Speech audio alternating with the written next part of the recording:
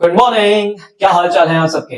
आपने देखा पिछले लेक्चर में हमने कवर किया था एटम चैप्टर से डिस्टेंस ऑफ क्लोजेस्ट अप्रोच को, उनके कॉन्सेप्ट को भी, और साथ में हमने उनके कुछ न्यूमेरिकल्स को भी कवर किया था ताकि हमारे पास किसी तरह की कोई प्रॉब्लम बिल्कुल भी ना बचे। तो आज हम कवर करने जा रहे हैं एटम चैप्टर से ही बोहर थ्योरी के अंदर परमिटेड रेडियाइज को, परमिटेड ऑर्बिट्स को।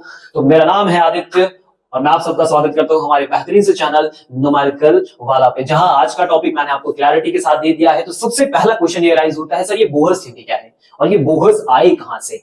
तो चलते हैं थोड़ा सा फ्लैश बैक में, और जहां पे आपने सीखा था रदरफोर्ड का अल्फा स्कैटरिंग मॉडल, जिसमें आपने क्या सीखा था, क्या ऑब्जर्वेशन देखी थी कि एक गोल्ड फॉइल होती है और गोल्ड फॉइल के ऊपर नंबर ऑफ अल्फा पार्टिकल्स का स्कैटरिंग किया जाता है, बम्बार्डमेंट किया जाता है और वहां से फिर ढेर सारे रिजल्ट निकाल के जाते हैं। तो रदरफोर्ड ने कई सारी क्लैरिटीज को हमारे सामने ला के रख दिया था, जिसमें सबसे इंपॉर्टेंट क्लैरिटी हमको क्या मिली थी, न्यूक्लियस के बारे में, कि एक ऐसी जगह है जहां पे ढेर सारा पॉजिटिव चार्ज इकट्ठा है और सारा का सारा मास भी वहीं पे कॉन्संट्रेटेड है, जिसे हम न्यूक्लियस कहते हैं। और इलेक्ट्रॉन के लिए तो सबसे बेहतरीन जगह मिली थी कि वो सर्कुलर ऑर्बिट में ही सर्कुलेट करते हैं, वो भी किसके चारों तरफ, न्यूक्लियस के चारों तरफ। क्या बात समझ में आई।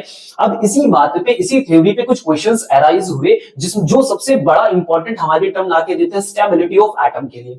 लोगों ने क्वेश्चन अराइज ये किया कि अगर कोई इलेक्ट्रॉन सर्कुलर ऑर्बिट में सर्कुलेट कर रहा है, इसका मतलब वो अपनी वेलोसिटी को चेंज करेगा, क्योंकि डायरेक्शन तो चेंज हो रही है। अगर वेलोसिटी चेंज हो रही है, इसका मतलब वो इलेक्ट्रॉन एक्सेलरेटेड कहलाना चाहिए। अगर कोई भी चार्ज एक्सेलरेटेड हुआ तो हम जानते हैं कि वो क्या बना के देता है, एम वेव्स का फॉर्मेशन करता है, इलेक्ट्रोमैग्नेटिक वेव का फॉर्मेशन करता है। यानी एक इलेक्ट्रॉन कंटिन्यूअस अगर एनर्जी को रेडिएट करता रहेगा तो एक टाइम पे उसकी एनर्जी डाउन होगी, लूज होगी, और वो धीरे धीरे धीरे धीरे न्यूक्लियस की तरफ, न्यूक्लियस के पास बढ़ता चला जाएगा और एक टाइम पे क्या करेगा, न्यूक्लियस पे ही जाकर गिर जाएगा, फॉल कर जाएगा। ऐसे करके एक एक इलेक्ट्रॉन अगर न्यूक्लियस पे गिरना स्टार्ट कर देगा तो एक टाइम पे क्या होगा, पूरा डिस्ट्रक्शन ऑफ एटम हो जाएगा। क्या बात समझ रहे हैं। कहने का मतलब ये हुआ कि जो ऑब्जेक्ट हम अपने चारों तरफ देखते हैं वो कुछ समय बाद इनविजिबल हो सकती हैं।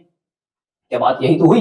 मतलब एक एक एटम, जो भी चीजें बनी वो सब एटम से मिलकर बनी है, और अगर धीरे धीरे एटम ही डिस्ट्रक्ट कर रहा है, मतलब कोई भी ऑब्जेक्ट यहाँ पे है और कुछ सालों बाद वो ऑब्जेक्ट पूरी तरह से क्या हो जाएगा, गायब हो जाएगा। आपको पता है कि ऐसा कुछ भी नहीं होता है। यानी कहीं ना कहीं रदरफोर्ड थोड़ी सी गलती कर रहे हैं। तो और इस बात को कवर करने के लिए फिर आती है कौन, बोहर थ्योरी। यानी बोहर अपना एक मॉडल लेके आते हैं जहां पे स्टेबिलिटी ऑफ एटम को सबसे ज्यादा टारगेट किया गया है और क्लैरिटी के साथ समझाया गया है। उस चीज को समझाने के लिए जिस क्लासिकल थ्योरी का यूज किया गया था वो थी क्वांटम थ्योरी, क्वांटम कंडीशन। उन्होंने क्वांटम कंडीशन में क्या बात की, ध्यान से सुनिएगा, क्लियर है। उन्होंने बोला कि अगर कोई इलेक्ट्रॉन न्यूक्लियस के चारों तरफ सर्कुलेट कर रहा है तो वो केवल उन्हीं ऑर्बिट में ही सर्कुलेट करेगा जिस ऑर्बिट में उन इलेक्ट्रॉन की का एंगुलर मोमेंटम h/2 पाई के इंटीग्रल मल्टीपल के इक्वल हो पाएगा। केवल वही इलेक्ट्रॉन्स वहां पे मिलेंगे जिनका एंगुलर मोमेंटम h/2 पाई के इंटीग्रल मल्टीपल के इक्वल होगा। इसके अलावा किसी भी तरह की और कोई ऑर्बिट में आपको इलेक्ट्रॉन्स मिलेंगे ही नहीं। क्या बात सबको समझ में आई। फिर दूसरा कॉन्सेप्ट उन्होंने वहीं पे ऐड किया, स्टेशनरी ऑर्बिट्स का। ये क्यों ऐड करना पड़ा, क्योंकि अभी भी तो इलेक्ट्रॉन सर्किल में ही है, सर्कुलेट का, अगर सर्कुलेट करेगा तो फिर से एनर्जी रेडिएट ही करेगा। क्या बात समझ में। अभी तो थोड़ा फिक्सिंग की बात हुई कि अभी यहीं पे मिलोगे। अब ये बात हो रही है कि हम इस बात को कैसे कवर करें कि जो एनर्जी आप रेडिएट कर रहे हैं। तो इसके लिए उन्होंने बात कही कि जो भी इलेक्ट्रॉन इस ऑर्बिट में जिसका एंगुलर मोमेंटम फिक्स हो चुका है, उस ऑर्बिट में अगर रोटेट करेंगे तो वो अपनी एनर्जी बिल्कुल भी रेडिएट नहीं करेंगे। अगर इलेक्ट्रॉन किसी स्टेशनरी ऑर्बिट में सर्कुलेट कर रहा है तो वो अपनी एनर्जी को बिल्कुल भी रेडिएट नहीं करेगा, और कोई इलेक्ट्रॉन अगर अपनी एनर्जी को रेडिएट नहीं करेगा तो कभी भी स्मॉलर ऑर्बिट में नहीं आएगा और कभी भी न्यूक्लियस पे जाके नहीं गिरेगा। तो फिर क्वेश्चन ये राइज होता था कि जब हमने देखा, उनके प्रैक्टिकल्स किए, तो हमें पता चलता था कि कुछ लाइंस मिलती हैं बाहर, कुछ पैटर्न्स, कुछ स्पेक्ट्रम देखने को मिलते हैं। तो उन्होंने इस बात को कवर किया कि जब कोई इलेक्ट्रॉन अपनी ऑर्बिट से किसी हायर ऑर्बिट में जंप करता है, जंप करने के बाद जब वापस आता है लोअर ऑर्बिट में, तो ऐसी कंडीशन में कुछ एनर्जी रेडिएट करता है और इसी वजह से हमें आउटसाइड में कुछ स्पेक्ट्रम मिलते हैं। तो ऐसे करके बोर्स ने इस बात को पूरी तरह से क्या किया, कवर किया। तो आज फिलहाल जो हमारा टारगेट है वो टारगेट ये है कि जो परमिटेड ऑर्बिट्स और बताई गई हैं, उन जो रेडियाई हमें बताई गई है वो हमें मिलेगी कहां और इनसे कैसे कैलकुलेट करेंगे। और अगर कैलकुलेशन करके हम वहां तक पहुंच जाते हैं तो हमसे अगर बोर्ड ने इसके न्यूमेरिकल्स पूछ रहे हैं, किसी तरह की कोई प्रॉब्लम लाके हमारे सामने रख दे तो उसे कवर कैसे करेंगे। तो आइए जो भी प्रॉब्लम वो बनाएंगे, उस प्रॉब्लम का सॉल्यूशन मैं पहले से आपके लिए लेके आया हूं। तो चलिए स्टार्ट करते हैं जोश के साथ। तो हाथ में कॉपी और पेन ले लीजिए, लेट गेट स्टार्टेड। ओके, तो आज हम कवर करने जा रहे हैं, आपको मैंने पहले से ही बताया, परमिटेड ऑर्बिट्स को। तो ध्यान से देखिएगा, ये मैंने यहां पे लिया हमारे पास एक न्यूक्लियस, और इस न्यूक्लियस के चारों तरफ एक ऑर्बिट में कौन रोटेट कर रहा है, इलेक्ट्रॉन रोटेट कर रहा है। क्लियर? अब इलेक्ट्रॉन न्यूक्लियस के चारों तरफ क्यों रोटेट कर रहा है, ऐसा क्या है, क्योंकि न्यूक्लियस के पास है पॉजिटिव चार्ज और इलेक्ट्रॉन के पास है नेगेटिव चार्ज, तो इनके बीच में जो फोर्स लगने वाला है वो फोर्स कैसे होने वाला है, अट्रैक्टिव फोर्स होने वाला है। क्या बात समझ गए? तो दोनों का फोर्स कैसा हो गया, अट्रैक्टिव फोर्स हो गया। अब इस अट्रैक्टिव फोर्स ने किया क्या है, इलेक्ट्रॉन को इस सर्कुलर पाथ पे रोटेट कर दिया, सर्कुलेट कर दिया। जब भी कोई चीज सर्कुलर पाथ पर सर्कुलेट होती है तो उसके लिए कौन सा फोर्स रिक्वायर्ड होता है, the required force is known as the centripetal force. तो ये आ गया सेंटीपिटल फोर्स। अब ये जो सेंटीपिटल फोर्स है वो प्रोवाइड कौन करके दे रहा है, तो वो प्रोवाइड करके दे रहा है कोलम्बिक अट्रैक्टिव फोर्स, यानी कोलम्बिक फोर्स है जो हमें क्या करके दे रहा है, अट्रैक्शन के टर्म में वो रिजल्ट दे रहा है, दैट मींस इलेक्ट्रोस्टैटिक का फोर्स। तो ये दोनों टर्म्स आपस में क्या हो गए, इक्वल हो गए। क्या यहां तक सबको बात समझ में आई? चलते हैं थोड़ा सा कैलकुलेशन आगे बढ़ाते हैं, ध्यान से देखें। अगर मैं सेंटीमीटर फोर्स का फॉर्मूला लिखूंगा तो क्या मिलेगा, mv square by r is equal to, अगर मैं इसका फॉर्मूला लिखूंगा तो क्या होना चाहिए, k q1 q2 by r square, that is the radius. तो क्यों ना चलते हैं न्यूक्लियस से लेकर इलेक्ट्रॉन के लिए हम रेडियस सेलेक्ट कर लेते हैं, डिस्टेंस r। समझिए बात को सब लोग, यहां से क्लियर है? तो अब बढ़ते हैं, देखो दोनों तरफ r का टर्म हम एक r कैंसिल आउट कर देते हैं और हमें मिल गया है mv square is equal to k Q1 Q2 की भी वैल्यू इसी वक्त रख लेते हैं। तो मेरे लिए एक चार्ज का काम कौन कर रहा होगा, इलेक्ट्रॉन, दूसरे चार्ज का काम कौन कर रहा होगा, न्यूक्लियस। तो मैंने यहाँ पे लिख लिया है इलेक्ट्रॉन और मल्टीप्लाई मैं इसे कर दूंगा न्यूक्लियस के चार्ज को, तो Z into E divided by R। क्या यहां तक सब समझ गए? ओके, तो मैं इसे बोल देता हूं हमारी इक्वेशन फर्स्ट। अब थोड़ा सा और आगे बढ़ते हैं। तो बोहर्स ने बताया कि ये जो रेडियाई है ये मिलेंगी कहां, क्योंकि टारगेट तो हमारा यही है, तो ये वहीं मिलेंगे जहां पे इलेक्ट्रॉन्स के पास कितना एंगुलर मोमेंटम होगा, NH/2 pi, n is the integral numbers. Clear है? तो चलते हैं अगली कंडीशन में। उन्होंने क्या बोला कि एंगुलर मोमेंटम कितना रखना पड़ेगा, एंगुलर मोमेंटम रखना पड़ेगा आपको h/2 पाई के मल्टीपल में। एंगुलर मोमेंटम का फॉर्मूला क्या होता है, mvr इज इक्वल टू क्या हो गया, nh अपॉन में क्या आ गया, 2 पाई आ गया। अगर मैं यहां से कैलकुलेशन करूं और mv की वैल्यू निकालूं तो मुझे क्या मिल जाएगा, nh और अपॉन में क्या आ जाएगा, 2 पाई r। क्या यहां तक सबको बात समझ में आई?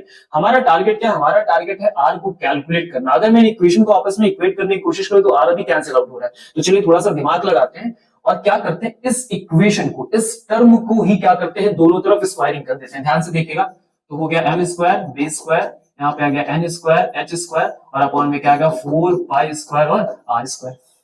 क्या यहाँ तक बात समझ में आई? ओके, अब जरा देखो मुझे कुछ वैल्यूज की जरूरत है। यहाँ देखो मेरे पास mv स्क्वायर, यहाँ m स्क्वायर v स्क्वायर है, तो क्या मैं ऐसे लिख सकता हूँ mv square is equal to n square h square upon में 4 पाई स्क्वायर और r स्क्वायर। मैं mv स्क्वायर की वैल्यू यहाँ से लाके पुटअप कर दूं। ओके, तो m लिख लेते हैं हम k z e square divided by r is equal to n square h square upon में आएगा 4 pi square and r square.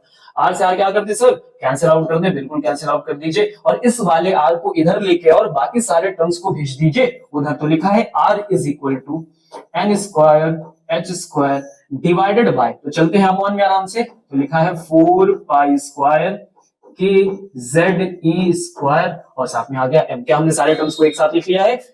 यही सर वो रेडियाई है, यही वो परमिटेड रेडियाइज के टर्म है जहां पे इलेक्ट्रॉन्स क्या कर रहे हैं, इस समय सर्कुलेट हो रहे हैं। क्या बात सबको समझ में आई गई? तो हम एक्सप्रेशन तक पहुंच चुके हैं। ये हमारा सबसे पहला टारगेट था। क्या सबको बात क्लियर हो गई? तो आप क्या कर सकते हैं, स्क्रीनशॉट ले लें, इसे एक बार अपने हाथ से फिर से कवर करें। डन? ओके, अब मैं थोड़ा सा एक स्टेप और आगे बढ़ता हूं और एक स्टेप आगे बढ़ने में ध्यान से देखो हम क्या करने वाले हैं। पता करते हैं कि अगर मुझे मौका मिले कि पहला वाला जो ऑर्बिट का टर्म है, जो पहला इलेक्ट्रॉन को कहां पे मिलेगा, किस जगह पे मिलेगा, तो चलते हैं इसका फॉर्मूला लिख लेते हैं। फॉर्मूला क्या है, n square h square upon में क्या आया था हमारे पास 4 pi square k z e square और आया था मल्टीप्लाई में हमारे पास m। अब चलते हैं सबकी वैल्यू को पुटअप करते हैं। तो n के लिए क्या होना चाहिए, हम फर्स्ट ऑर्बिट के लिए जा रहे हैं तो n इज इक्वल टू क्या हो गया 1। हम हाइड्रोजन के लिए कैलकुलेशन कर रहे हैं तो z की वैल्यू भी कितनी हो जाएगी, 1 हो जाएगी। आइए पुटअप करते हैं। h क्या होता है सर, प्लैंक कांस्टेंट होता है। प्लैंक कांस्टेंट की value 6.63 into 10 to the power -34 और लगा दिया हमने इसका होल स्क्वायर। अपॉन में चलते हैं 4 पाई स्क्वायर की वैल्यू 3.14 का होल स्क्वायर मल्टीप्लाई करते हैं व्हाट इज द के, तो के की वैल्यू कितनी आ जाएगी 9 into 10 to the power 9 sir. Multiply करने की जा रहा है, z की वैल्यू 1 रख चुके हैं, ई स्क्वायर हो गया charge of electron 1.6 into 10 to the power minus 19 का होल स्क्वायर। एंड फिर आ गया हमारे पास टर्म कौन, मास। ये मास किसका है, इलेक्ट्रॉन का, तो इलेक्ट्रॉन का मास कितना हो गया 9.1 into 10 to the power minus 31। जब हम ये पूरा कैलकुलेशन करते हैं तो हमारे पास जो फाइनली रिजल्ट आता है वो आता है 0.53 एंगस्ट्रॉम।